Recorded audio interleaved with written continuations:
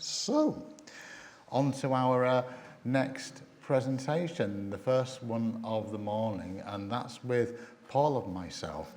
And it's called A Day in the Smart Life.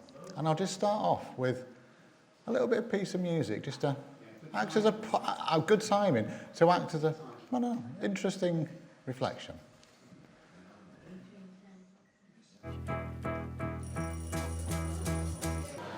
Yeah, so go on then. Name the that's the quiz. Well, no. Sergeant Pepper album. Track name. A Day in the Life. Year. The year. 67. Excellent. Oh, I don't know that. 1st of June. There we go. Okay. So yeah, I mean, we obviously, as you can imagine, you've got the link. We think when that was written way back in 1967, who could have imagined at that time when that track was written by Lennon and McCartney that the day in the life would become a day in the smart life in the way that it is. All of those things that they did.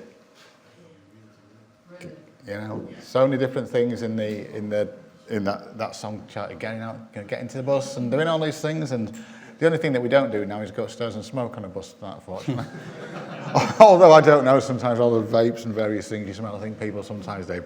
So I'm going to hand over to Paul, who's going to tell you a little bit more about what we're going to talk to you about this morning. Paul.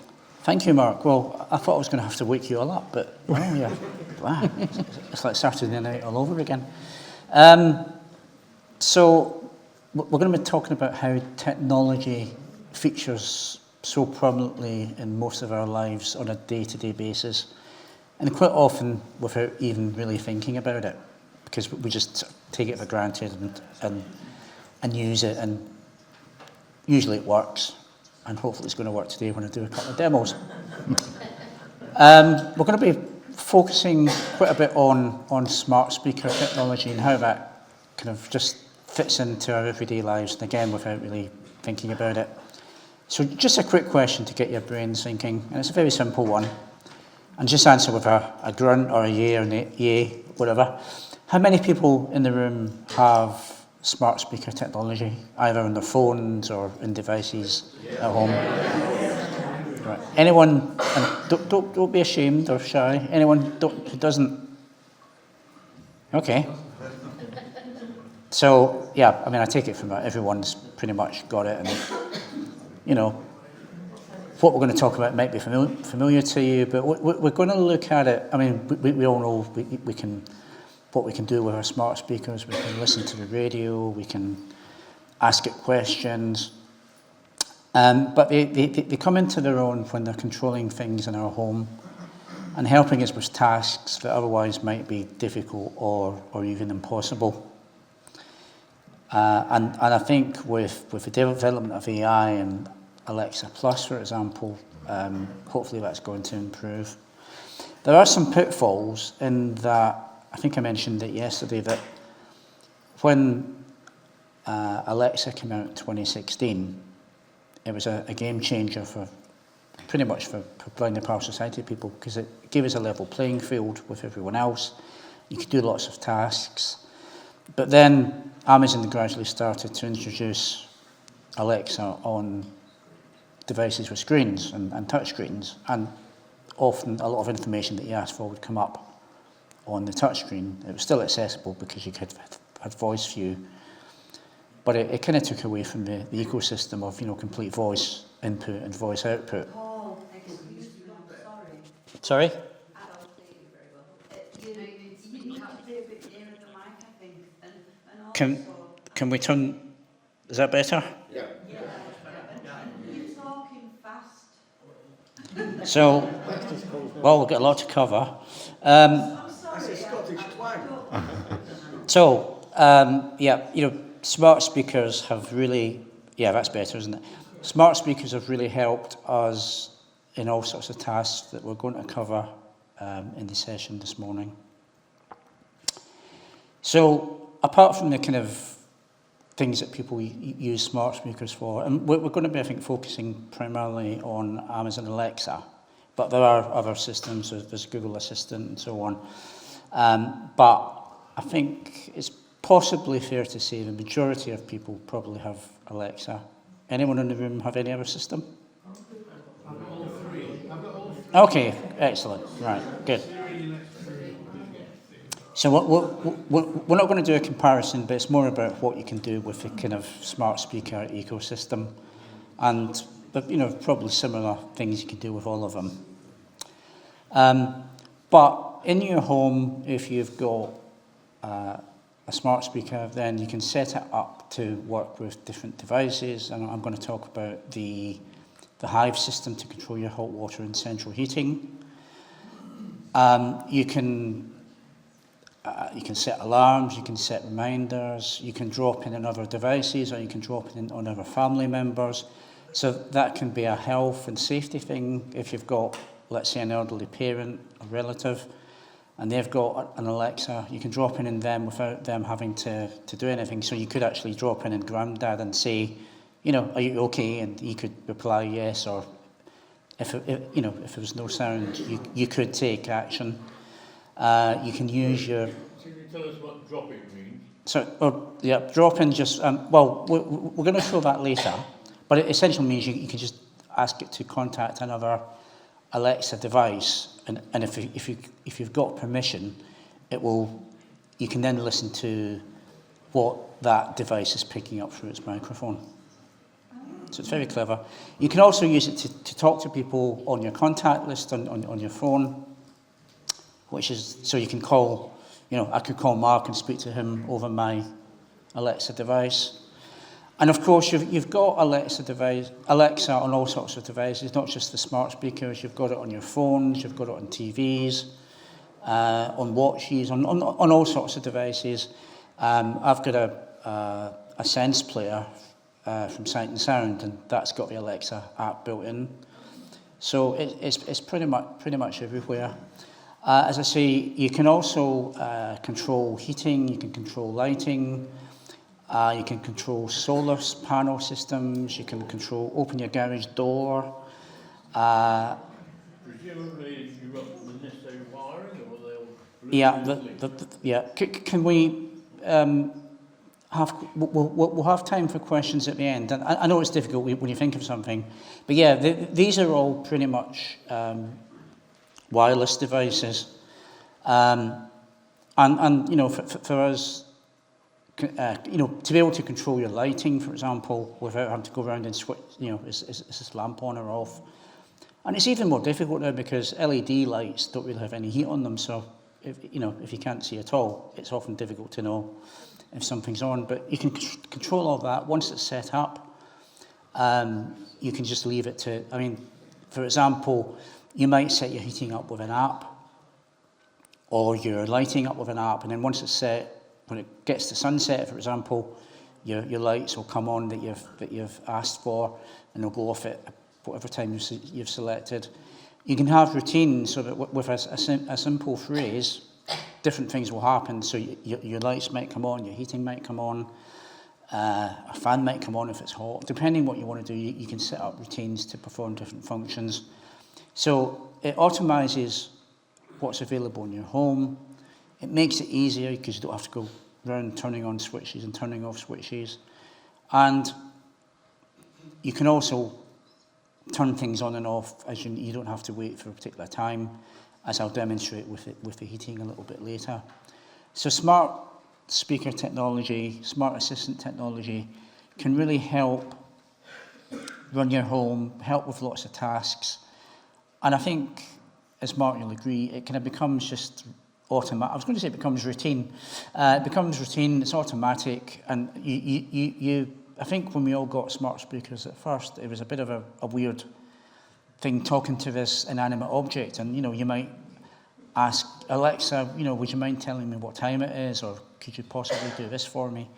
And people would do that. Particularly maybe elderly people would be like, talking to their smart speaker like it was a human being, and of course we're getting close to that with AI.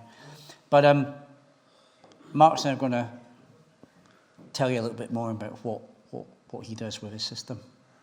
So thank you, Paul. And as Paul says, there are various things that we can do, one of which is a routine. So I'm going to take you back to the start of the day, about 2 hours ago or more in possibly some of our cases, or maybe an hour ago in other people's cases if you were very, very late to breakfast. Okay? So I've said, Alexa, it's time to get up. Top of the morning to you. Mark, today, there is one event remaining. At 8:30 p.m. there's crochet group. That's Angela's. That's Angela's group, In not mine. Queensbury, it's 8 degrees Celsius with mostly sunny skies. Today's forecast calls for more of the same, with a high of 18 degrees and a low of 8 degrees.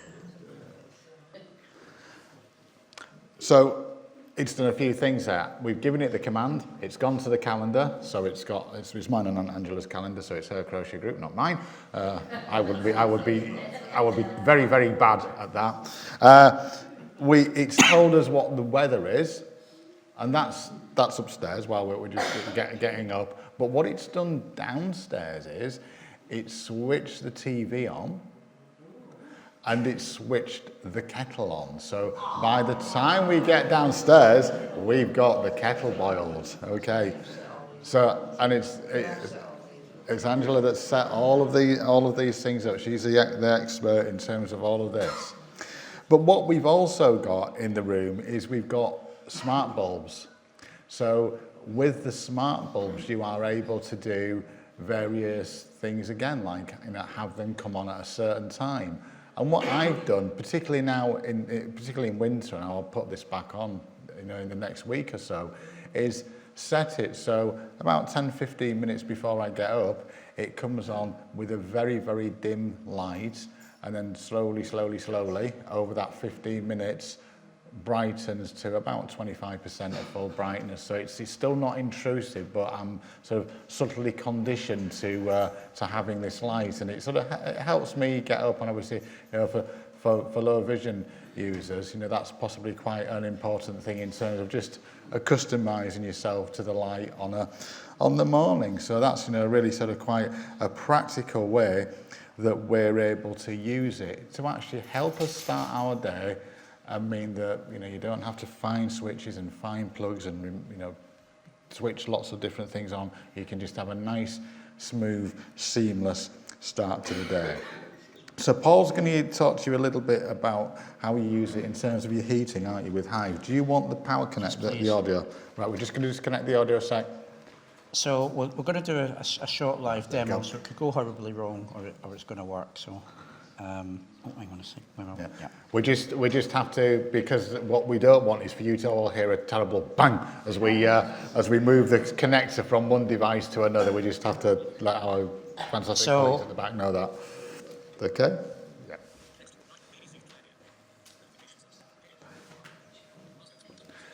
Yeah. So within all of these things, as Paul was saying, you can control your Alexa either via the device itself, or you can have the app running on your smartphone, and it gives you that sort of same functionality. Okay. Oh, sorry, it's not connecting. They might not turn it up a little bit. Should be okay. Notes. Is asking Navigation for folder. permissions. Notes. Characters. Words. Speaking words. 60, 50%, 45%. Okay, so the technology is working. So I'm using Alexa on my iPhone. And of course, I'm not anywhere near my heating system. But if I've got an internet connection, I can check to see what's happening and control my system from anywhere, which is I think, really exciting. When I moved into my current house 18 years ago, the heating system was gas, and it's controlled by a digital box that even sighted people found difficult to program. because it Doc mail. for some reason it 126 unread for emails. some reason it had two zones. Phone. We had an upstairs zone and a downstairs zone, and you could set each one separately.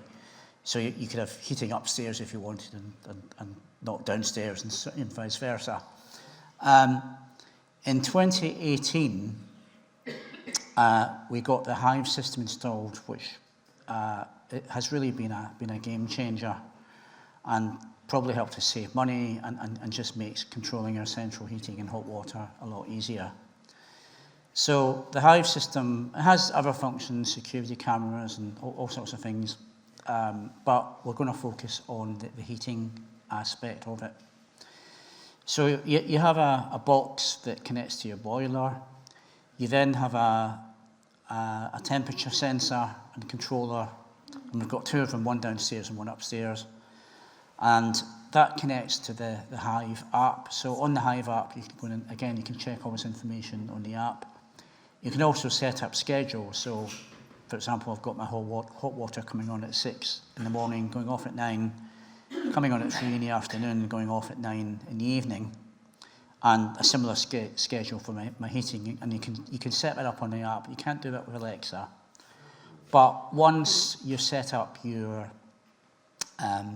schedule, you can leave it to come on and off, but you can also interrupt it at any time and change your temperature upstairs or downstairs, boost your hot water if you need to, find out what the temperature is, what it's set to.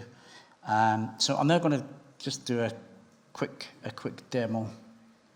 App switcher. Amazon Alexa. Active. Amazon Alexa. Alexa, what's the downstairs temperature? Pause music. Button. The downstairs temperature is Close. 18.3 degrees. Alexa, Ask me what's something. downstairs set to? Close. Speech off. The heat's set to 16. Alexa, what's the upstairs temperature? The upstairs temperature is 18.2 degrees. Alexa, ask Hive to boost hot water 5 minutes.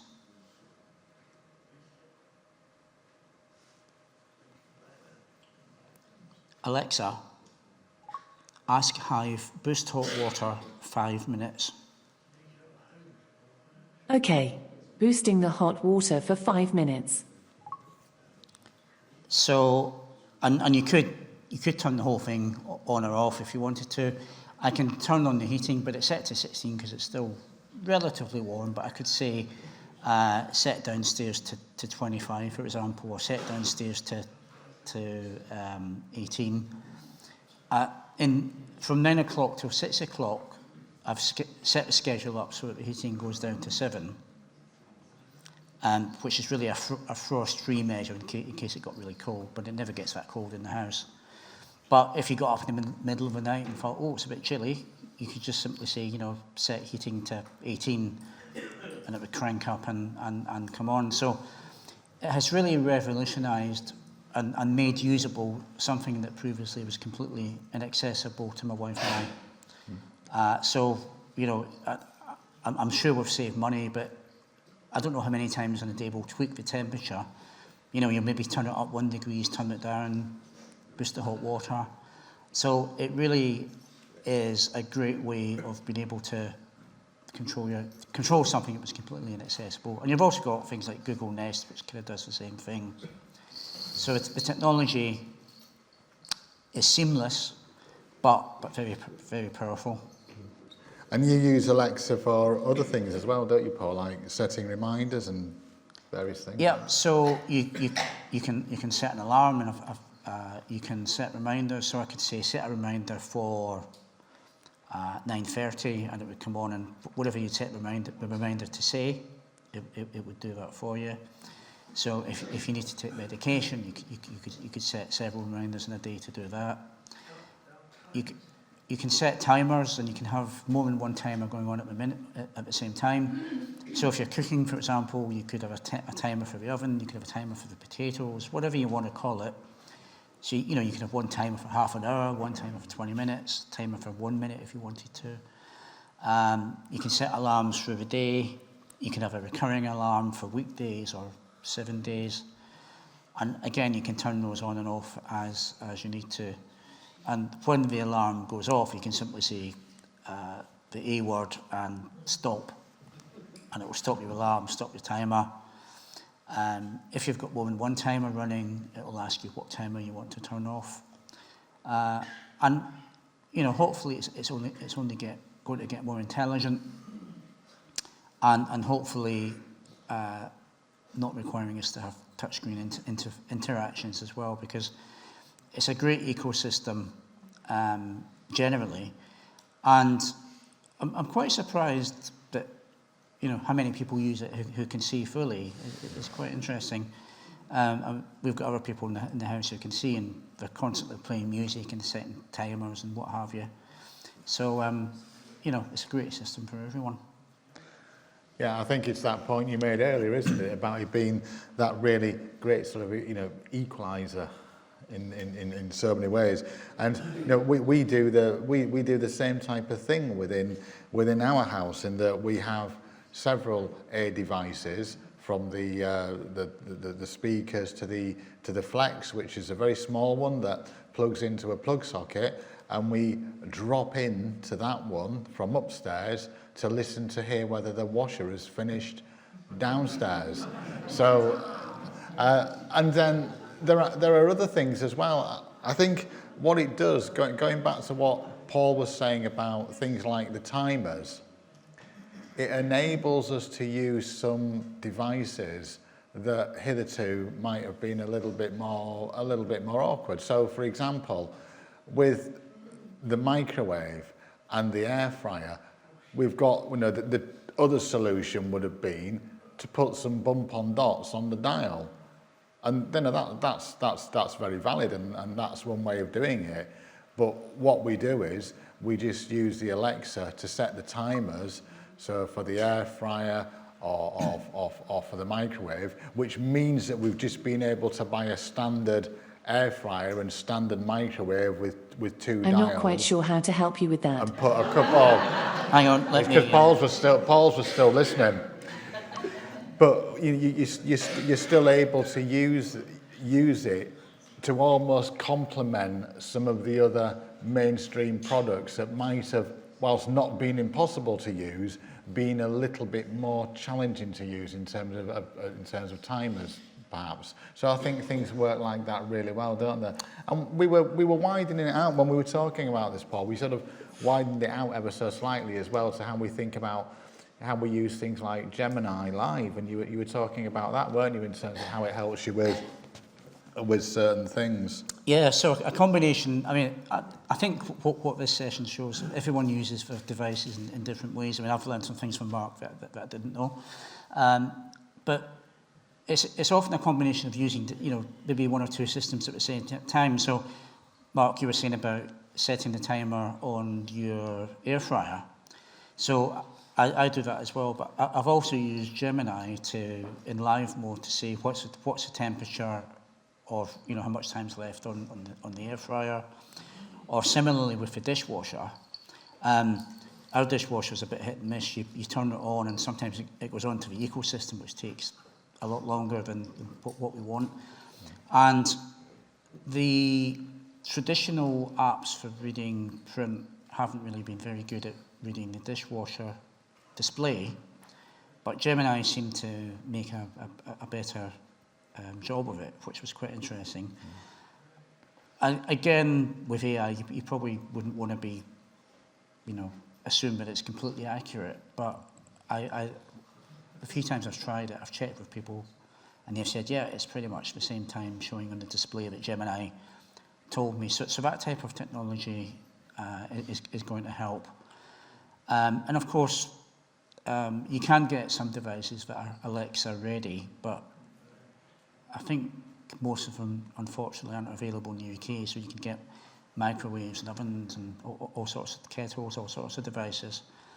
But, again, with AI and the Internet of Things, where Internet's built into all sorts of little products in the future, hopefully that's going to get better. I think it's interesting though that one thing that Alexa hasn't done as yet is learn how to do the washing up. But whether we'll get something to help us with that. So we're very domesticated, aren't we? Do you think there's time for some entertainment now, like some books and music? I'll talk. Should I talk about that? I'll talk about the books and music. Yeah, I'll need the cable back. We'll just swap cables. Yeah. Okay, so this is one of the things that comes up as we know an awful lot sometimes on our discussion list and in various conversations that we've had across various Tech Breaks over the years. All the world and options in terms of entertainment and media and just what you do and how you get the various bits of information, how you listen, how you consume entertainment. And I suppose essentially there are probably three routes available to you.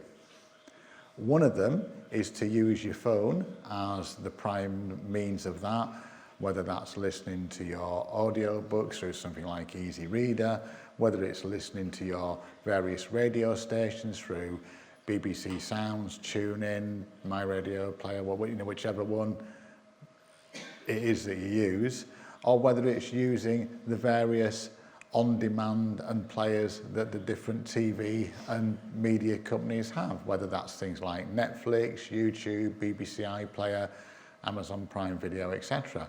So you can consume within the device. What you can also then do is cast from that device, and when I'm talking about casting, I'm talking about sending an instruction to either a TV or an amplifier to play a particular video or a particular TV series or a particular piece of music.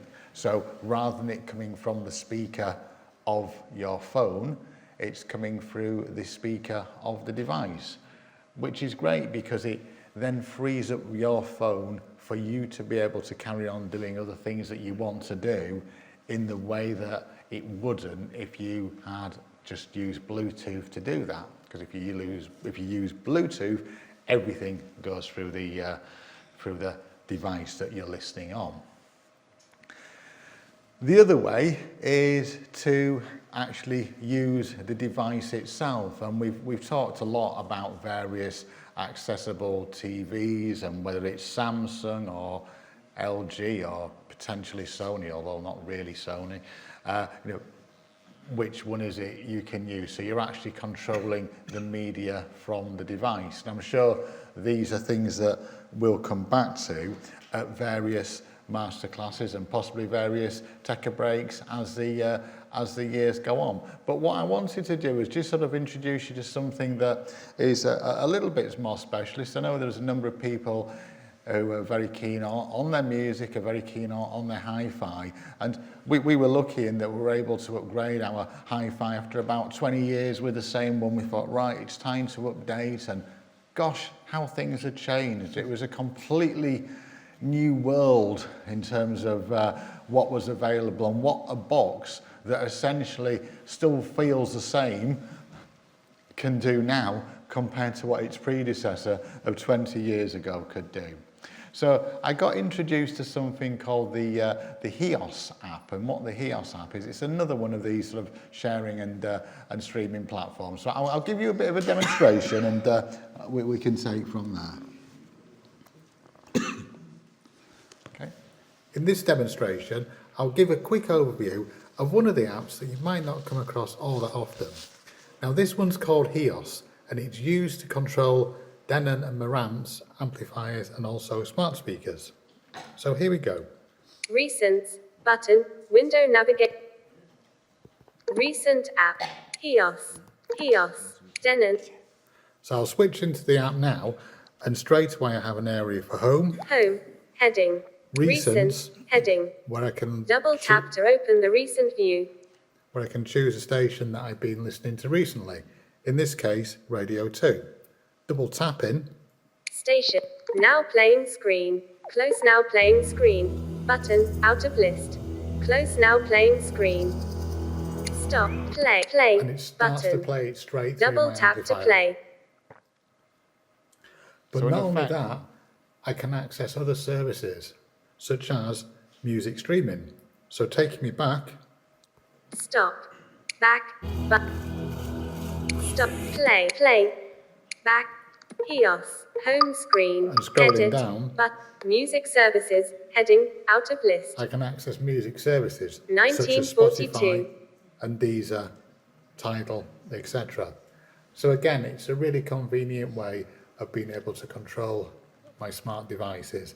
And not only that, I can move into the app that controls the amplifier itself and choose my speaker settings, my various input sources, etc. So it's another option. Stop. So in effect with that, my smartphone has become the remote control of the amplifier, rather than having to use the physical remote control, which, believe you me, has got so many buttons. I know where the on-off switch is and the volume up and down. So it's given me another option. It's given me another way of being able to send that music, either from the radio station or from the streaming service, through to the amp and speakers. And again, it's the same type of thing with the TV. LG that we have has got that type of infrastructure as well, where you can have an app equivalent of the remote control.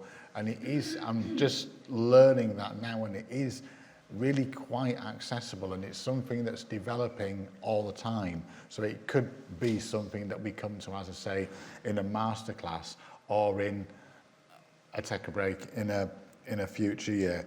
But we also, mustn't forget the Alexa in terms of audio books, and so many people find that useful, don't they? Whether that's the RNIB reading service skill, or whether it's listening to books on Calibre, or indeed listening to books on Audible as well, or indeed podcasts. Yeah, it's a whole world of possibilities, and I think there's no one best way to do the same thing, because what you'll find is there are several ways to get to the same place, and it's probably finding the one that suits you the best.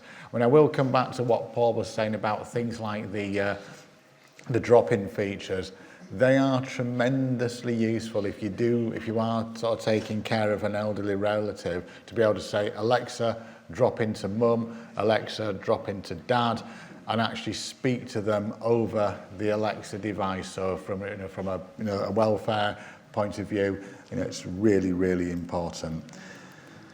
Okay, so Paul. Yeah, I mean, I think in terms of entertainment, you've got very good music on Amazon Music. You've got Dolby Atmos if you're into that type of thing.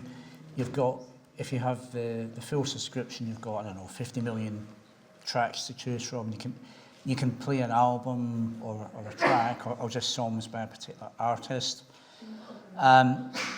The BBC Sounds app on Alexa is particularly good because you can play live radio, you can ask for a radio program or a podcast, but you can also rewind. So if you listen to a program and you've missed the beginning of it, you can rewind to the start of that program, or you can rewind by 10 minutes or 20 minutes or 1 hour. I'm not quite sure what the limit is in terms of going back how many hours, but that's quite a useful feature as well. So you're never really without entertainment. And of course, at the end of the day, you might want to go to bed and just listen to the news, or listen to some quiet music, or some music, or some music to help you sleep. But the smart technology doesn't end when you go to bed. I've got a number of smart plugs and for different things. I've got one connected to a fountain outside, so I can say turn on the fountain and the fountain will come on, or turn it off, or you can set that up on a timer.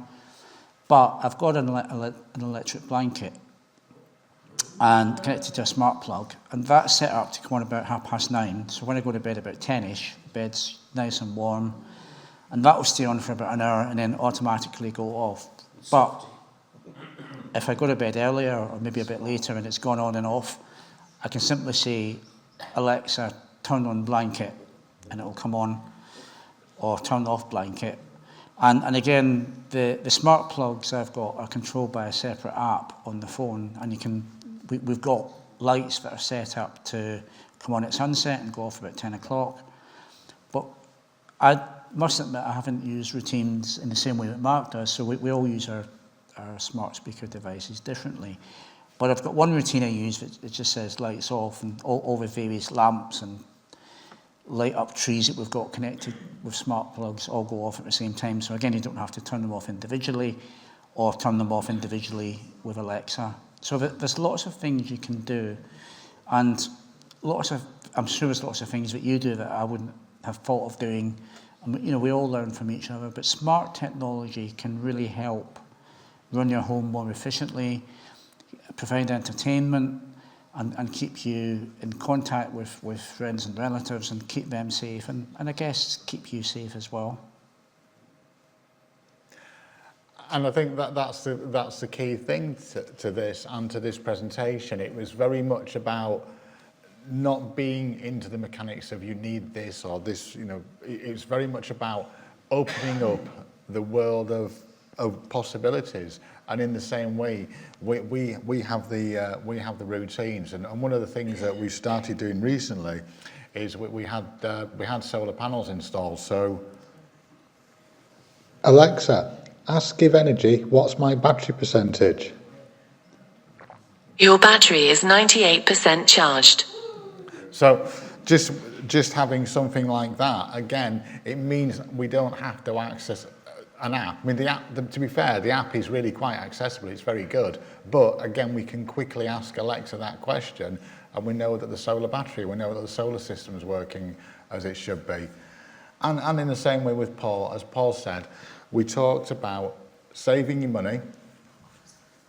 We've talked about security in the sense of the Ring, in sense of the drop-in. I know you also use the Ring doorbell, don't you, as well? And we do.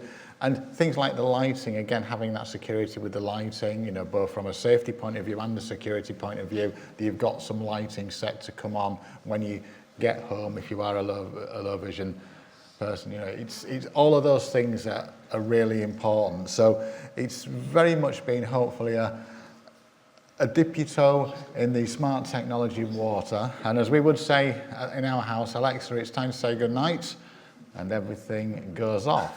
But hopefully you found this useful. As I say, it has been a dip our toe in the water of a, not even a sea, but of an ocean, because there is so much to be able to cover. But hopefully, you know, we've inspired you to consider some of the other things that perhaps you might not have been doing, or just have that conversation over coffee and share some of the things that you are doing with other people as well. So Paul, thank you very much. That's another. Thank you all.